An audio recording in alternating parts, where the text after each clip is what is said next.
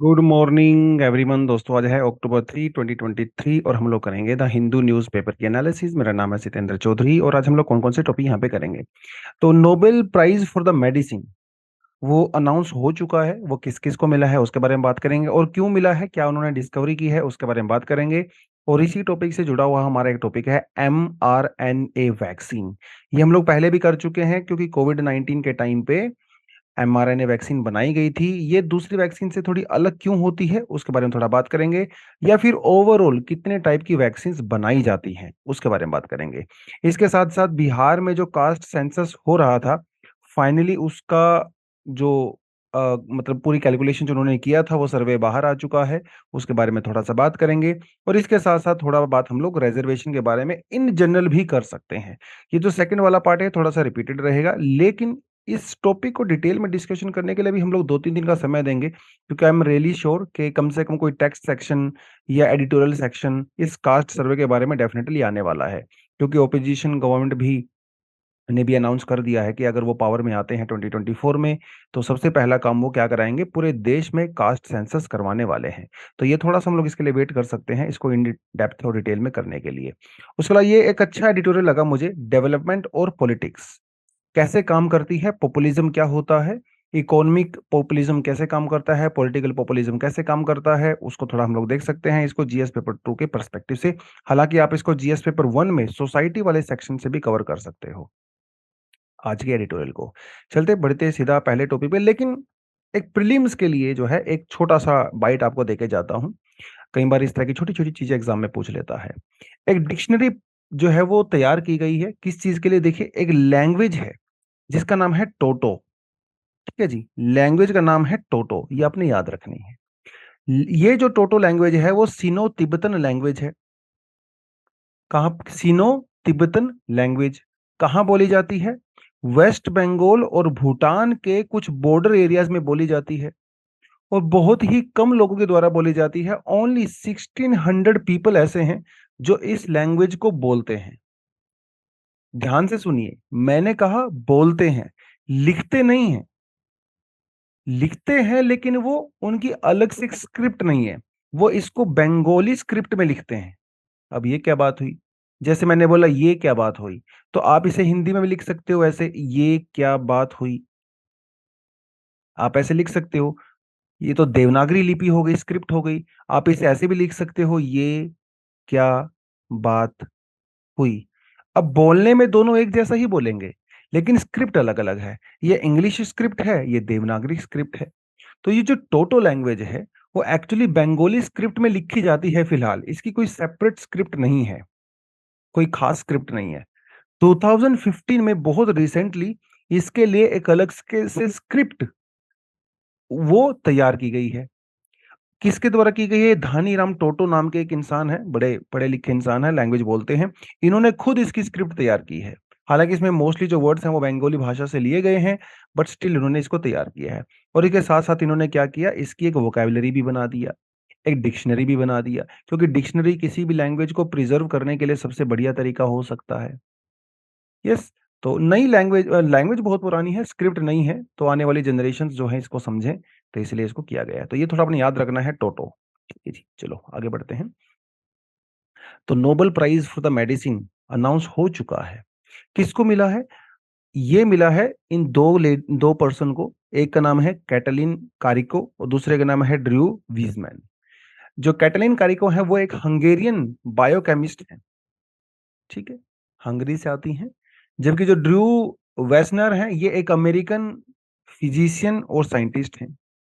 दोनों को 2023 का फिजियोलॉजी या फिर मेडिसिन कह सकते हो उसका नोबेल प्राइज मिला है। क्यों मिला है? ये मिला है इस चीज के लिए, mRNA vaccine against Covid 19। Covid 19 के टाइम पे जो mRNA वैक्सीन बनाई गई थी उसको बनाने के पीछे जो रिसर्च थी वो इन दोनों लोगों ने किया। लेकिन ये रिसर्च कोई आज का नहीं है, बहुत ही पुराना रिसर्च है। 1980s में से ये रिसर्च चल रहा है mRNA वैक्सीन को लेके। और ये ड्रू और कैटलिन ये दोनों 1990s के दौर में एक दूसरे के साथ है, कोलैबोरेशन किया। और आज के समय में अगर हम लोग mRNA वैक्सीन बनाने में सक्सेसफुल रहे हैं तो इसमें इन दोनों का ही हाथ है, इसलिए इनको मिला है नोबेल प्राइज। ठीक है। यूजली ये तो थोड़ा हम लोग बाद में करेंगे, उस सेक्शन को क्या कहता है, पहले यहाँ पे देख लेते हैं थोड़ा सा डिटेल में। हंगेरियन है और ये अमेरिकन है। डॉक्टर काराइको जो है वो 13th वीमेन है जिनको मेडिसिन में नोबेल प्राइज मिला है। ठीक है जी। एमआरएनए का मतलब होता है मैसेंजर आरएनए। देखिए आरएनए और डीएनए ये दो चीजें होती है, अगर आप यहाँ पे देखें तो दिस इज आवर डीएनए। तो पूरा हेलिक्स इस तरह से लेडर स्ट्रक्चर होता है, वैसे होता तो थोड़ा इस तरह से है ये, लेकिन इसको थोड़ा आप ट्विस्ट कर देते हो तो आपको थोड़ा ऐसा लगता है। ये होता है डीएनए, इसके अंदर होता है डीओ, डीओ मतलब टू, और ये होता है आरएनए, ये सिंगल हेलिक्स स्ट्रक्चर होता है। डीएनए डबल हेलिक्स स्ट्रक्चर होता है। चलिए जी, ये भी बात हो गई। अब ये हमारा सेल है जो आपको दिख रहा है। इस सेल के अंदर हमारा न्यूक्लियस होता है। न्यूक्लियस में पाया जाता है डीएनए, ठीक है, जो कि डबल हेलिक्स होता है। और यहाँ पे है हमारा राइबोसोम, जो कि हमारे साइटोप्लाज्म में पाया जाता है। तो न्यूक्लियस के बाहर जो पार्ट होता है सेल का उसे साइटोप्लाज्म बोलते हैं, जिसके अंदर बाकी दूसरे जो पार्ट होते हैं सेल के वो रहते हैं। न्यूक्लियस अलग से होता है। न्यूक्लियस में यूजली हमारा जो जेनेटिक मटेरियल होता है, डीएनए, एमआरएनए, आरएनए वगैरह, वो सब रहता है। आरएनए बाहर भी हो सकता है, ऐसी बात नहीं है। माइटोकॉन्ड्रिया के अंदर भी अलग से डीएनए भी होता है। खैर, तो ये हमारा डीएनए है और ये है हमारा आरएनए। तो ये जो आम मैसेंजर है ना, ये साफ साफ लिखा हुआ है दिस इज मैसेंजर। तो ये जो आरएनए होता है ये एज अ मैसेंजर ये राइबोसोम के पास जाता है, जो कि प्रोटीन की सिंथेसिस के लिए यूज होता है। तो इसीलिए इसको मैसेंजर कहा जाता है, क्योंकि ये न्यूक्लियस से मटेरियल को बाहर की तरफ लेके आता है, लाइक अ मैसेंजर। तो इसलिए इसे एमआरएनए कहते हैं। अब ये भी एक प्रोटीन ही होता है, ठीक है, क्योंकि बॉडी में हमारे जो मोस्टली चीजें हैं, ये जो खासकर जेनेटिक मटेरियल है वो अमीनो एसिड या प्रोटीन से बना हुआ है। तो क्या कहता है, mRNA stands for messenger RNA, a type of molecule that carries, देखिए, instructions from DNA to the cell cytoplasm. DNA जो कि न्यूक्लियस के अंदर है, वहां से इंफॉर्मेशन को कहां लेके आता है, बाहर साइटोप्लाज्म की तरफ लेके आता है, जिसके अंदर राइबोसोम होता है। तो 1980s के दौरान ये पता चल गया था साइंटिस्ट को कि अगर हम लोग एमआरएनए टेक्नोलॉजी का यूज करें तो हम लोग बढ़िया वैक्सीन बना सकते हैं, लेकिन बना नहीं पाए। उसका एक रीजन है, वो क्या बताऊंगा। आइडिया ये था, देखिए थोड़ा सा आपको मैं अलग से समझाता हूँ। आइडिया ये था कि जैसे भैया ये हमारा सेल है, ठीक है, इस सेल के अंदर जो है हमारा न्यूक्लियस भी है और हमारा साइटोप्लाज्म भी है। इसके अंदर हमारा डीएनए है, एमआरएनए है, वो सब कुछ है। यहाँ से क्या प्रोड्यूस होते हैं, प्रोटीन प्रोड्यूस होते हैं। अब हमारी बॉडी के ऊपर किसी वायरस ने अटैक किया। वायरस भी एक तरह का प्रोटीन ही जो है सीक्रेट करता है, जो हमारी सेल के अंदर एंट्री करता है। एंट्री करने के बाद ये जो वायरस होता है वो अपने आप को मल्टीप्लाई कर लेता है।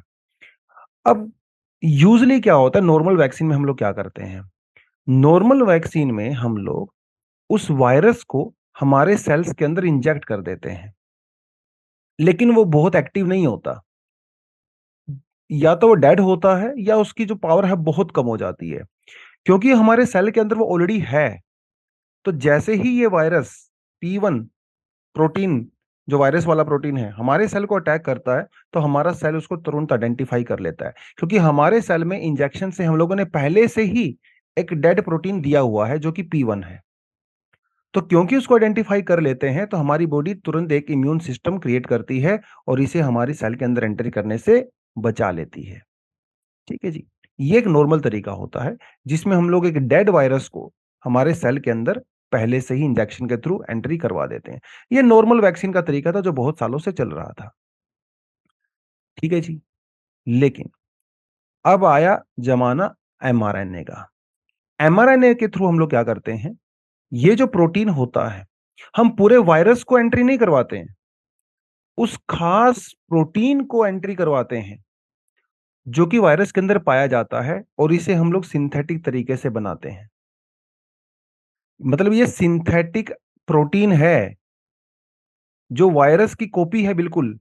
यानी कि जो P1 वायरस के अंदर पाया जाता था, इसका कॉपी बनाते हैं हम लोग लेबोरेटरी में। किसका यूज करके, एमआरएनए का यूज करके। अब ये सिंथेटिक है और इसे हम लोग अपनी सेल के अंदर इंट्रोड्यूस करवा देते हैं। ये बिल्कुल P1 के जैसा ही है, लेकिन ये हम लोगों ने लैब में बनाया है, वायरस से नहीं लिया है। अब ये हमारे सेल में चला गया, अब ये प्रोटीन हमें हमारी बॉडी को वायरस के थ्रू अटैक करेगा, क्योंकि हमारे सेल इसने इसको आइडेंटिफाई कर लेता है, तो इसके खिलाफ जो है वो तुरंत अपने आप को प्रोटेक्ट करेगा। वो वैक्सीन इस तरह से काम करती है। लेकिन ये सक्सेस हमें बहुत रिसेंटली मिली है कोविड के टाइम पे। कोविड से पहले हमारे पास ये सब नहीं हुआ करता था। क्यों नहीं हुआ करता था, इसका एक रीजन है। देखिए, हमारी बॉडी में जो नेचुरल एमआरएनए पाए जाते हैं, जब ये नेचुरल एमआरएनए हमारे न्यूक्लियस से साइटोप्लाज्म की तरफ आते हैं, तो इनका केमिकल कंपोजिशन चेंज हो जाता है।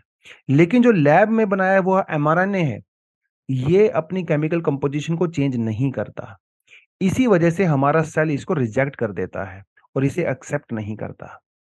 ये जो प्रॉब्लम है बहुत सालों से हम लोग फेस कर रहे थे, क्योंकि सिंथेटिक होने की वजह से हमारा सेल इसे एक्सेप्ट नहीं कर रहा था।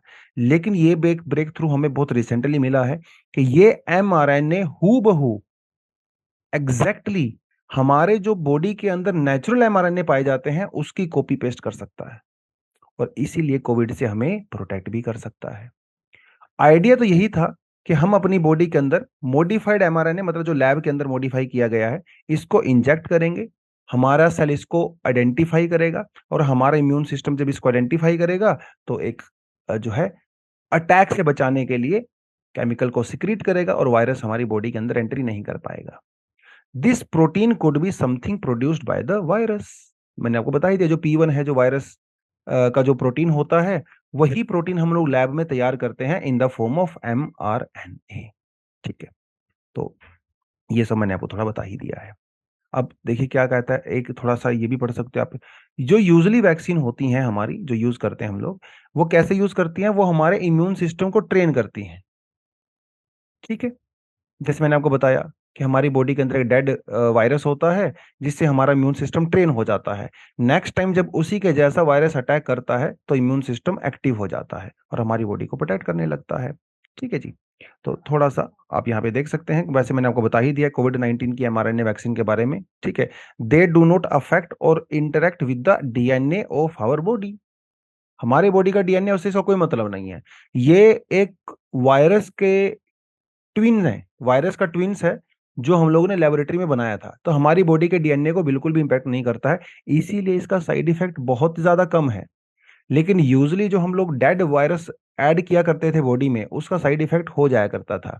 कई बार आपने सुना होगा कि पोलियो की दवाई लेने से, ड्रॉप लेने से बच्चों को पोलियो हो जाता है। वो कई बार इसी वजह से भी हो सकता है, लेकिन एमआरए में वो उस तरह की कोई दिक्कत हमारे यहाँ पे नहीं होती। तो ये कंटेंट है। हालांकि सेल्फ स्टडी के लिए मैंने आपको सेपरेट कंटेंट डाला हुआ है। मैं इसको सेल्फ स्टडी क्यों बोल रहा हूँ, क्योंकि ये हम लोगों ने काफी बार कर चुके हैं। टाइप्स ऑफ वैक्सीन, फैक्चुअल सा कंटेंट है, आप आराम से पढ़ सकते हो। एमआरएनए वाला मैंने आपको बता ही दिया है।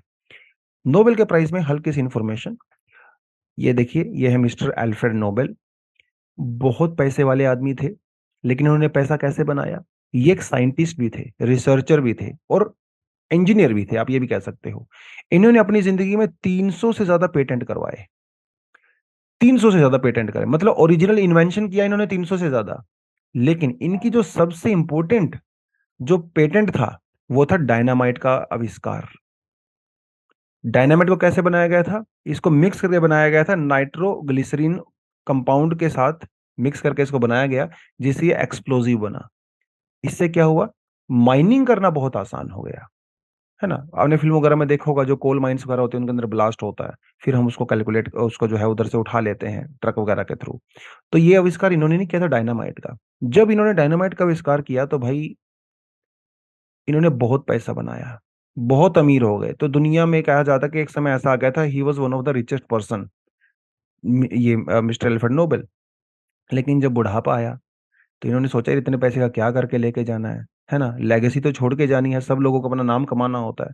तो इन्होंने भी कहा कि जो मेरा पैसा है, जो है, वो ऐसे लोगों को दिया जाए जो medicine, chemistry, literature, peace, economics वगैरह में, इकोनॉमिक्स वगैरह हम लोगों ने बाद में ऐड किया, इन्होंने इकोनॉमिक्स के बारे में कुछ भी नहीं कहा था, कि उसमें एक्स्ट्रा ऑर्डिनरी काम किया हो और जिन्होंने सोसाइटी में कुछ पॉजिटिव कंट्रीब्यूशन किया हो, तो उन लोगों को दिया जाए।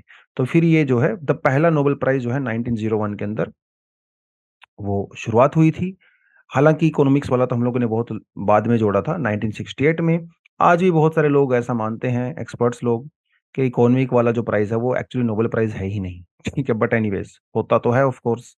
ठीक है, $1 मिलियन दिया जाता है, पहले इतने पैसे नहीं दिए जाते थे। इसमें एक 18 कैरेट का गोल्ड मेडल भी मिलता है, एक डिप्लोमा भी आपको दिया जाता है। अभी तक 60 वीमेन को नोबेल प्राइज मिला है, जिसमें से 25 को साइंटिफिक कैटेगरी में दिया गया है। Only 4 women have won the Nobel Prize in Physics and only 2 women have won the prize in the economics। ये थोड़ी सी डिटेल आप यहाँ पे याद कर सकते हो। ठीक है जी, चलिए आगे बढ़ते हैं। आगे बात आती है भैया कास्ट सेंसस की, जो कि बिहार में हुआ था, और उसका फाइनली रिजल्ट आ चुका है, कल आया था। कल गांधी जयंती भी थी, तो इतने बड़े दिन पे जो है वो कास्ट सर्वे का जो है डेटा बाहर आया है, जहाँ पे आप क्लियरली देख सकते हो अलग अलग कास्ट का कैटेगराइजेशन यहाँ पे दिया हुआ है। जो ओबीसीज हैं बिहार में, टोटल पॉपुलेशन का 27% है। Extreme backward class 36%, schedule caste 19%, schedule tribe 1.68%, और जो जनरल कैटेगरी है स्वर्ण है वो है 15.52%। अगर आप यहाँ पे देखें तो 80% से ज्यादा या तो ओबीसी हैं, एक्सट्रीमली बैकवर्ड क्लास हैं, शेड्यूल कास्ट है और शेड्यूल ट्राइब है। 80% से ज्यादा। सिर्फ 16% जो है जनरल कैटेगरी है।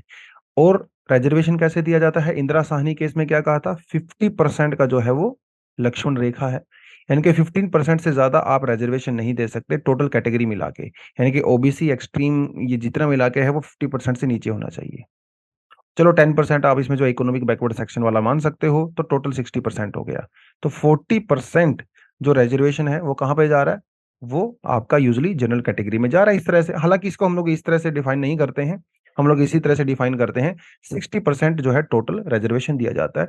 लेकिन ये इक्वेशन थोड़ी चेंज हो सकती है। अभी बिहार में ये जो 50% वाली जो सीलिंग है, इसको डेफिनेटली ब्रीच करने का प्रयास हो सकता है। अब सुप्रीम कोर्ट उसमें क्या गया, ये अपने आप में बड़ा इंटरेस्टिंग रहेगा। बिहार की बात करें तो 82% के आसपास वहाँ पे जो है हिंदूज हैं, 17-18% जो है मुस्लिम्स हैं, 0.05% क्रिश्चियंस हैं, 0.09% बुद्धिस्ट हैं, 0.01% सिख हैं। राइट, तो दोनों फेज का ये हो चुका है। अगर आप वैसे कास्ट की बात करें तो यादव 14.26%, ये एग्जाम के लिए इंपॉर्टेंट नहीं है बहुत ज्यादा। यादव 14.26% है स्टेट पॉपुलेशन में, कुशवाहा 4.27%, कुर्मीज 2.87%, और जो मूसाहार हैं दे आर 3%, और जो ब्राह्मण्स हैं दे आर 3.66%। अपर कास्ट जो काशा कम्युनिटी कम्युनिटी है, that is 0.68% of the total state population. हालांकि ये कोई इंपॉर्टेंट नहीं है एग्जाम के परस्पेक्टिव से, बट फिर भी थोड़ा सा नॉलेज आपको होना चाहिए। ठीक है, ये कास्ट सेंसस के बारे में हम लोग पहले खूब बातें कर चुके हैं। जब कास्ट सेंसस बिहार के अंदर अनाउंस किया गया था, तो स्टेट गवर्नमेंट ने किया था, तो सेंट्रल गवर्नमेंट ने कहा था कि भैया ये तो अनकॉन्स्टिट्यूशनल है। अनकॉन्स्टिट्यूशनल क्यों है? क्योंकि सेंसस करवाने का जो अधिकार है वो सिर्फ और सिर्फ सेंट्रल गवर्नमेंट के पास है, वो सिर्फ और सिर्फ यूनियन के पास है। मामला चला गया था पटना हाई कोर्ट में। पटना हाई कोर्ट ने कहा कि भैया ऐसा तो कुछ भी नहीं है, कोई भी स्टेट गवर्नमेंट अपने वहां पे कास्ट सेंसस करवा सकती है for the welfare of the people, for the better policy making. इसलिए इसको अलाउ किया गया था। 2 फेज में हुआ था, दोनों फेज कंप्लीट हो चुके हैं। हालांकि इसकी अभी इन डेप्थ एनालिसिस बाकी है, ये तो ऊपर ऊपर का डेटा उन्होंने दिया है। ठीक है, इंडिया की बात करें तो कास्ट सेंसस लास्ट जो इंडिया में हुआ था वो 1931 में हुआ था। उसके बाद इंडिया में कास्ट सेंसस नेशनल लेवल पे नहीं हुआ है। ठीक है, subsequently the British administration discontinued this practice, तो मतलब 1931 में हुआ था, 1941 में नहीं हुआ। ठीक है, उसके अलावा बाद में कई बार डिमांड हुई है, बट हुआ अब तक हुआ नहीं। SC STs का डेटा कलेक्ट किया जाता है, नो डाउट। ओबीसीज का डेटा कलेक्ट नहीं किया जाता है। ठीक है, कास्ट सेंसस होना चाहिए कि नहीं होना चाहिए, ये टॉपिक हम लोग पहले कर चुके हैं। इसके फेवर में आर्गुमेंट कौन कौन से हैं, इसके अगेंस्ट में आर्गुमेंट कौन कौन से हैं। तो ऑब्वियस सी बात है कि एक तो इसके आर्गुमेंट क्या क्या हो सकते हैं अगेंस्ट में। अपोजिशन का कहना है कि भैया reasonable estimates of the India social composition are already available through various government surveys like the national sample survey and the national family health survey. तो क्यों करवाना है जब ऑलरेडी हमारे पास डेटा है अलग अलग तरीके से? हाँ, जो नेशनल जो जनरल सेंसस होता है उसके अंदर डेटा नहीं है, बट ओवरऑल तो सरकार के पास डेटा है ही है ना। उसके अलावा conducting full fledge caste census including the detail breakdown of the various जातीज would pose operational challenges, क्योंकि कई बार अलग अलग कास्ट की स्पेलिंग अलग अलग होती है, प्रोनाउंसिएशन अलग अलग होती है, एक जाति के अंदर दूसरी बहुत सारी जातियां होती हैं, तो एक प्रैक्टिकली ये बहुत ज्यादा पॉसिबल यहाँ पे है नहीं, ऐसा इनका कहना है। कुछ लोगों का कहना है कि भैया अगर आप कास्ट सेंसस करवाओगे तो सोसाइटी में जो है जातिवाद और ज्यादा बढ़ेगा। एक तरफ हम लोग जाति को खत्म करने की बात कर रहे हैं, दूसरी तरफ जाति को कहीं ना कहीं प्रमोट भी कर रहे हैं, इससे आइडेंटिटी पॉलिटिक्स जो है और ज्यादा बढ़ेगी। ऐसा भी कुछ फियर जो है लोगों के मन में आ रहा था। और ये जो 50% की जो कैप है जो 1992 से इंदिरा साहनी केस से चल रही है, और ये भी ब्रीच हो सकती है, तो इतने सालों से हमारे देश में जो सिस्टम सेटअप हो चुका है कहीं ना कहीं उसको भी चैलेंज कर सकता है। तो लीगल हर्डल्स भी यहाँ पे डेफिनेटली हो सकते हैं। सुप्रीम कोर्ट अभी यहाँ पे क्या पोजीशन लेता है वो बड़ा इंटरेस्टिंग रहेगा देखना।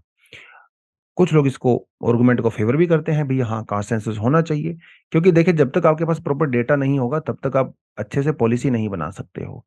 तो डेटा होना जरूरी है। और ये जो कास्ट सेंसस करवाया गया है बेसिकली वो एक फैक्चुअल डेटा कलेक्ट किया गया है। ठीक, इसमें आपको पता चल जाता है ऑक्यूपेशंस, एसेट्स, लाइफ एक्सपेक्टेंसी, सब कुछ आपको बहुत अच्छे से पता चल जाता है। तो सरकार जब नेक्स्ट टाइम कोई वेलफेयर प्रोग्राम वगैरह लेती है तो बढ़िया से उसको हम लोग कर सकते हैं। इंदिरा साहनी जजमेंट को ये वायलेट नहीं करता है कहीं ना कहीं, इवन ये उसको सपोर्ट ही करता है, क्योंकि कोर्ट ने ऐसा कहा था कि अगर कोई कास्ट बैकवर्ड है सोशली और एजुकेशनली तो उसको स्पेशल प्रिविलेज दिए जा सकते हैं। लेकिन वो प्रिविलेज तब दिए दोगे ना जब आपके पास डिटेल होगा, तो डिटेलिंग के लिए तब कास्ट सेंसस करवाना ही पड़ेगा। तो कुछ लोग इसको इसलिए सपोर्ट भी करते हैं, कुछ लोग इसको इसलिए अपोज भी करते हैं। और कई बार ऐसा देखा गया है कुछ डोमिनेटिंग कास्ट होती हैं, वो भी रिजर्वेशन की डिमांड करती हैं, है ना। तो उस पूरे सीन को बैलेंस करने के लिए, समझने के लिए एक कास्ट सेंसस की यहाँ पे रिक्वायरमेंट थी, जो बिहार में किया गया है। अभी हो सकता है तमिलनाडु और केरला के अंदर भी किया जाए। तमिलनाडु का तो श्योर है वहां पे तो किया ही जाएगा। लेकिन अभी आप देखेंगे अगर कांग्रेस या उसके अलाइज अगर वो पावर में आते हैं 2024 में, तो डेफिनेटली पूरे देश में एक कास्ट सेंसस हो सकता है। ठीक है जी, चलिए। अगला मामला आता है जी आपका तमिलनाडु से। और तमिलनाडु में जो माइनॉरिटी रिलीजियस इंस्टीट्यूशंस हैं उनके अंदर रिजर्वेशन की डिमांड हो रही थी for the schedule caste, schedule tribe and OBC.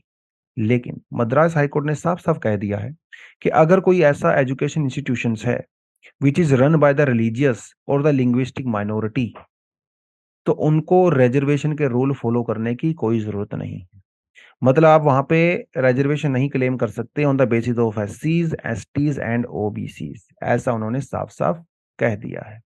और कोर्ट ने यह भी साफ साफ कह दिया कि गवर्नमेंट किसी भी ऐसे इंस्टीट्यूशन को कंपेल नहीं कर सकती है, मजबूर नहीं कर सकती है किसी ऐसे कैंडिडेट को रिजर्वेशन देने के लिए जो कि एससी, एसटी, ओबीसी कैटेगरी से बिलोंग करता है।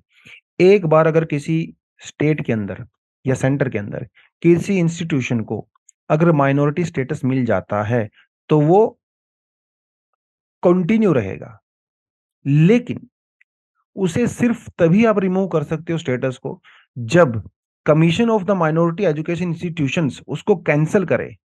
और कैंसिल करने का बहुत वैलिड ग्राउंड होना चाहिए, अपने मन से नहीं, क्योंकि सुप्रीम कोर्ट बैठा हुआ है, वो देखेगा किस बेसिस पे भैया आपने इसका माइनॉरिटी स्टेटस को कैंसिल किया है। आसान नहीं है माइनॉरिटी स्टेटस को कैंसिल करना। तो सिर्फ और सिर्फ commission, national commission for the minority जो एजुकेशन इंस्टीट्यूशन है उसकी रिकमेंडेशन पे ही हो सकता है, but that should have a very valid ground. The minority who gain admission, या तो लिंग्विस्टिक माइनॉरिटी या religious minority, on the merit should be excluded while calculating the first 50% of the students. तो 50% जो student हैं वो तो आप किसी माइनॉरिटी ग्रुप से ही लेते हो, लेकिन कुछ माइनॉरिटी के स्टूडेंट ऐसे भी हो सकते हैं जो मेरिट के बेस पे वहां पे एडमिशन लेते हैं rather than their minority status. Entrance test वगैरह होता, अच्छा नंबर आते हैं, जनरल कैटेगरी में compete करते हैं रादर देन देयर माइनॉरिटी, तो उनको हम लोग 50% में कंसिडर नहीं करेंगे। इसका मतलब ये है कि अगर किसी कॉलेज में मान लो 100 सीट हैं, 50 मान लो ये कोई माइनॉरिटी इंस्टीट्यूशन है, अगर यहाँ पे 50 तो पहले से ही फिक्स हो गई हैं माइनॉरिटीज के लिए। जो बाकी बची हुई 50 हैं इनके अंदर भी कुछ माइनॉरिटी स्टूडेंट हो सकते हैं 10 या 20 जो कि मेरिट बेस पे आए हैं। तो ये बेसिकली 50% से ज्यादा भी हो सकता है, 70% भी हो सकता है। 50 वाले रिजर्वेशन और 20 वाले मेरिट लिस्ट पे, बाकी जो 30 हैं वो अलग कैटेगरी से होते हैं जो कि मेरिट के बेसिस पे आते हैं। यहाँ पे एस सीज, एस टी और मतलब ओबीसी स्टेटस यहाँ पे रिजर्वेशन नहीं चलता है इस 30 में। ठीक है, इस 30 में आपका मेरिट बेस पे ही चलता है, जो कहीं से भी हो सकते हैं। तो ये बेसिकली पूरा सिस्टम यहाँ पे होता है। रिजर्वेशन की क्यों जरूरत होती है हमें इन जनरल अगर हम लोग बात करें? क्योंकि हिस्टोरिकल इंजस्टिस हुआ है। सरकार, हमारे समाज का एक वर्ग जो है वो उसको वो पिछड़ गया था, उसको अधिकार नहीं मिले थे, तो उनके साथ इंजस्टिस हुआ है, डिस्क्रिमिनेशन हुआ है, इसलिए जरूरी है लेवल प्लेइंग फील्ड होना चाहिए भैया सभी के लिए, है ना। किसी के पास जो है 10 एकड़ जमीन है, किसी के पास बिल्कुल भी जमीन नहीं है, इसके घर में भी बच्चे हैं, इसके घर में भी बच्चे हैं, तो इसको तो एडवांटेज हो गया ना पहले से। इसके पास जमीन है भैया, बिजनेस है, दुकान है, सब कुछ है, इसके बच्चे तो अच्छे प्राइवेट स्कूल में भी पढ़ सकते हैं, इसके बच्चे तो नहीं पढ़ सकते। राइट, तो इनको लेवल प्लेइंग फील्ड देने के लिए इनको एक्स्ट्रा पुश देने की जरूरत होती है, जिसे हम लोग जस्टिस कहते हैं। ठीक है, दोनों को बराबर ट्रीट करना जस्टिस नहीं होता है, जो कमजोर है उसको एक्स्ट्रा पुश देना जस्टिस होता है, ताकि वो एक लेवल फील्ड पे आ जाएं और फिर भी बाद में जाके compete करें। तो इसलिए जो है रिजर्वेशन दिया जाना जरूरी है। बेसिक फिलोसफी तो यही है, हालांकि इसके अंदर बहुत प्लस माइनस जो है पॉइंट हो सकते हैं। ठीक है, उसके अलावा हमारा जो एडिटोरियल है the narrative of the development and the populism. Development तो आप समझ ही गए हैं, डेवलपमेंट भी कई तरह की होती है। एक तो हमारा ह्यूमन डेवलपमेंट होता है, जिसके अंदर बेसिकली हम ज्यादातर फोकस करते हैं एजुकेशन या हेल्थ के ऊपर फोकस करते हैं। हमारा एक डेवलपमेंट जो है इंफ्रास्ट्रक्चर जो है डेवलपमेंट भी होता है, जहाँ पे हम लोग ब्रिजेस, स्कूल्स, पोर्ट्स, इन चीज़ों के ऊपर फोकस करते हैं, जो कि फिजिकल इंफ्रास्ट्रक्चर है, जो कि साफ साफ नजर आता है ना। रोड्स वगैरह बना रहे हो, साफ साफ नजर आता है। दूसरी तरफ हमारा जो है पॉपुलिज्म रहता है। पॉपुलिज्म का मतलब आप यहाँ पे जो है वोट बैंक पॉलिटिक्स से समझ सकते हो। पॉपुलिज्म मतलब जो मेजोरिटी है बेसिकली। ठीक है, मेजोरिटी को प्लीज करने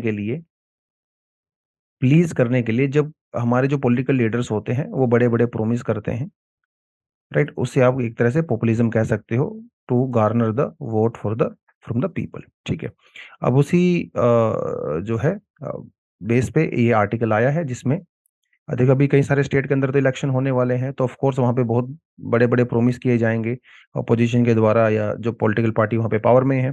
तो कुछ कुछ ऐसा ही हुआ है। अभी सितंबर 14 को प्राइम मिनिस्टर ने जो है वो मध्य प्रदेश में गए और वहाँ पे 50,700 करोड़ रुपीज का कुछ प्रोजेक्ट उन्होंने अनाउंस किया है। उसके अलावा उन्होंने वहाँ पे एक फार्मास्यूटिकल कॉम्प्लेक्स वो भी अनाउंस किया है। कुछ नए 10 इंडस्ट्रियल प्रोजेक्ट वगैरह भी अनाउंस उन्होंने किए हैं। राइट, उसके अलावा अगर आप देखें, अपोजिशन ने भी वहां पे कई सारे प्रोमिस किए हैं, कुछ गारंटीज दी हैं कि अगर हम लोग पावर में आएंगे तो हम लोग क्या क्या करेंगे। हम लोग भैया 2500 rupees per month financial assistance देंगे। राइट, गैस सिलेंडर जो है वो 500 रुपए का देंगे। वीमेन के लिए जो है वो फ्री ट्रेवलिंग करेंगे स्टेट ट्रांसपोर्ट बसेस के अंदर, ऐसी। और 15,000 रुपए जो है फार्मर्स को हम लोग एनुअल फाइनेंशियल असिस्टेंस देंगे। मतलब भर भर के वादे किए जा रहे हैं, जो पॉलिटिकल पार्टी पावर में है उनके द्वारा भी, जो अपोजिशन में है उनके द्वारा भी। इसी को तो रेवड़ी कह रहे हैं, रेवड़ी कल्चर। हालांकि रेवड़ी कल्चर में आप इसके पॉजिटिव और माइनस पॉइंट दोनों निकाल सकते हो, जो हम लोग पहले बात कर भी चुके हैं। पर दिस इज कॉल्ड रेवड़ी कल्चर। जब इलेक्शन आते हैं तो भरपूर वादे किए जाते हैं, आपको 200 यूनिट बिजली फ्री दे देंगे, आपके बच्चों की शादियां करवा देंगे, जिसकी शादी नहीं हो रही है उसको भी करवा देंगे शादियां, आपको 5 लाख देंगे, 10 लाख देंगे, आपको एक भैंस दे देंगे, आपको ऑटो दे देंगे, आपको सिलाई मशीन दे देंगे, घर में एलईडी टीवी दे देंगे। ऐसे कितने सारे वादे किए जाते हैं। तो सारे तो फुलफिल नहीं होते खैर जब पावर में आप आते हो, लेकिन किए तो जाते हैं ना। पर्पस क्या है? पर्पस है वोट लेना। वो जब आप पावर में नहीं होते तब कहाँ चली जाती हैं सारी चीजें, तब तब नहीं करते। तो these are basically the poll promise. अब सवाल ये उठता है कि प्रोमिस आपने तो कर दिया, लेकिन इसकी इफेक्टिवनेस क्या है, वो समझ में नहीं आती। और मान लो प्रोमिस करके आपने कुछ ना कुछ फुलफिल कर भी दिया, तो उसके अंदर बहुत सारी इवननेस होती है, किसी खास जगह पे मिलता है, किसी खास जगह पे नहीं मिलता है।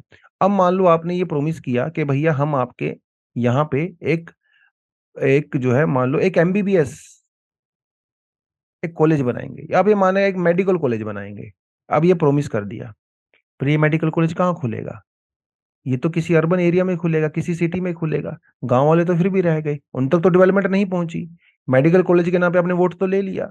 तो ये अनइवन डिस्ट्रीब्यूशन इन चीजों का होता है। पहली बात तो ये। दूसरी बात, जब इस तरह के वादे किए जाते हैं तो यहाँ पे क्या दिक्कतें हैं? क्योंकि ये जो पॉपुलिस्ट जो प्रोमिस होते हैं दो तरह के हो सकते हैं, इकोनॉमिक भी हो सकते हैं और आपके डेवलपमेंटल पर्पस के लिए भी हो सकते हैं। जैसे कई बार क्या होता है, बड़े बड़े मेगा इंफ्रास्ट्रक्चर प्रोजेक्ट चलाए जाते हैं ताकि लोगों को लगे कि काम हो रहा है ना। आपने वादा किया था इलेक्शन में, आप पावर में आए तो आपने बड़े बड़े मेगा इंफ्रास्ट्रक्चर प्रोजेक्ट लगा दिए लोगों को खुश करने के लिए कि देखो मैंने ये इतनी बड़ी रोड बनवाई, है ना, मैंने इतना बड़ा पुल बनवाया, मैंने आपके यहाँ पे लेक बनवाई। अब होता क्या है कुछ केसेस में, क्योंकि इसके पीछे वोट बैंक की राजनीति है, आप उसका एनवायरमेंटल कंसिक्वेंसेस कंसिडर ही नहीं करते हो। आपने लाइवलीहुड के नाम पे सड़क तो बना दी, लेकिन उसका लॉन्ग टर्म इकोलॉजिकल कंसिक्वेंस क्या होगा वो आपने ध्यान दिया ही नहीं उस बात के ऊपर। तो पैसा, आपने वादा किया था कि आप सड़क बनाओगे, आपने बना दी, उसके लिए पैसा कहां से आया? वो तो आपने बोरो कर लिया। तो आपकी जो एजेंसीज हैं वो, उनके ऊपर तो डेट हो गया। जैसे हमारा एनएचएआई है, national highway authority of India, इसके ऊपर 3 लाख करोड़ से ज्यादा का इस समय लोन चढ़ा हुआ है, क्योंकि सरकार ने वादे किए थे, उन्होंने सड़कें बना दी। एग्जाम्पल इसका देता हूं आपको। अभी आपने देखा हिमाचल उत्तराखंड में कितने लैंडस्लाइड हुए, 41 landslide, 29 flash floods, cloud burst. चलो क्लाउड बस्ट वगैरह में तो हम कुछ ज्यादा कर नहीं सकते, लेकिन आपने चार धाम में तो देखा ना क्या हुआ, जोशीमठ आपने देखा क्या हुआ। वो डेवलपमेंट पर्पज ही तो हुआ। और इसके पीछे एक रीजन कहीं ना कहीं पॉपुलिज्म भी है, वोट बैंक पॉलिटिक्स भी है। हालांकि लाइवलीहुड टूरिज्म अगर आप कह सकते हो, लेकिन कहीं ना कहीं जब वो प्रोजेक्ट चलाए गए तो एनवायरमेंटल कॉन्सिक्वेंसेस को वहां पे ध्यान नहीं दिया गया। दो तरह के हो सकते हैं, पॉलिटिकल और इकोनॉमिकल। पॉलिटिकल का तो सीधा सीधा मतलब है, आपको किसकी वोट चाहिए? आपको भैया माइनॉरिटी की वोट चाहिए ही नहीं, है ना, पावर में आने के लिए आपको तो सिर्फ मेजोरिटी की वोट चाहिए।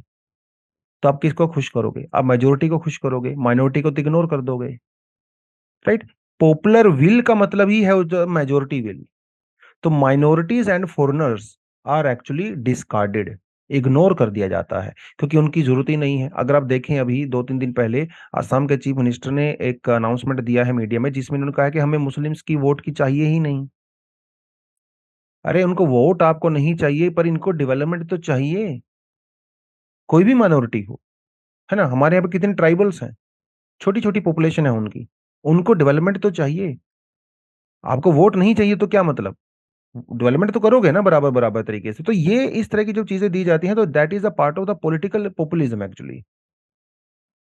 इकोनॉमिकल पॉपुलिज्म की बात करें, इकोनॉमिकल पॉपुलिज्म में भी ऐसा ही होता है, कुछ खास लोगों को बेनिफिट दिया जाता है, जो बिजनेस फैमिली से होते हैं उनको बेनिफिट दिया जाता है जब इकोनॉमिक पॉलिसी चलाई जाती है। आम आदमी तो बेचारा रह ही जाता है, राइट। तो यूजली क्या होता था, जो कन्वेंशनल मॉडल हुआ करते थे इकोनॉमी के, जिसमें कहा जाता था भैया ट्रिकल डाउन इफेक्ट होगा, अगर ऊपर से कंट्री ग्रो करेगी तो इसका इफेक्ट आपको नीचे नजर आएगा, लेकिन अब तक तो ऐसा हुआ नहीं है। इसलिए आपको बेस से चलना पड़ेगा। आम आदमी जो एमएसएमईज हैं उनके ऊपर फोकस करना पड़ेगा, आम आदमी के ऊपर फोकस करना पड़ेगा, तब जाके डेवलपमेंट ऊपर की तरफ होगा। लेकिन राजनीति में ऐसा है नहीं, राजनीति में ध्यान ऊपर की तरफ दिया जाता है, यहाँ पे ध्यान ही नहीं दिया जाता। मोस्ट ऑफ द केसेस की बात मैं कर रहा हूँ, ठीक है। कोई भी पॉलिटिकल पार्टी हो, उससे मैटर नहीं करता, लेकिन ये ट्रेंड चल रहा है। तो सिर्फ तो इसके अंदर यही बताया गया है कि भैया जब आप डेवलपमेंटल प्रोसेस करते हो तो उसमें प्लीज एनवायरनमेंट का ध्यान रखें। जब आप कोई पॉलिटिकल वादा करते हो तो उसमें सबका साथ सबका विकास होना चाहिए, रादर देन 4 लोगों का विकास और बाकी का सत्यानाश, वो नहीं होना चाहिए। तो तभी जाके देश आगे बढ़ेगा, है ना। तो आज के लिए इतना ही है। Thank you very much, all the best, जय हिंद, जय जवान, जय किसान।